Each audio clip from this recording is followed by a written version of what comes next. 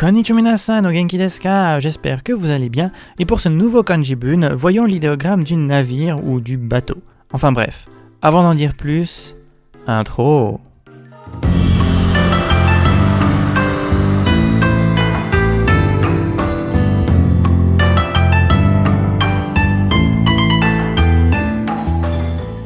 Avec le radical de la barque et des composants hachi ou alors de ki et de ko, il est en effet bien malaisé de comprendre comment ce caractère, dont le radical pourrait largement suffire, peut être décrit de manière si complexe.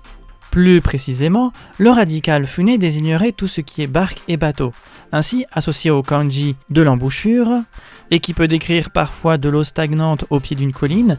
Il se pourrait que pour le caractère de cet épisode, ce ne soit simplement que l'image d'un bateau amarré dans un port, là où stagnent les bateaux, et aussi un petit peu l'eau. Mais le kanji pourrait être aussi l'association de ki, le compteur de personnes en chinois et la table en sino-japonais, et de ko qui représente une boîte ou une bouche. À moins que ce premier ne soit en réalité le chiffre 8, hachi, qui serait probablement par X facteur associé au nombre d'hommes et de femmes qui se trouvaient dans l'arche de Noé.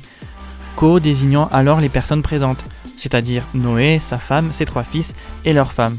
L'ensemble désignerait donc des hommes et des femmes sur un très grand bateau, tandis que le radical fune seul décrira une petite barque. Historiquement, le kanji de bateau désignerait au départ un récipient en forme de boîte peu profonde où l'on mettait eau, alcool ou autres marchandises qu'on allait vendre sur l'eau, peut-être sur un fleuve ou une rivière empruntée par de nombreux navires et barques qui devaient marchander entre eux.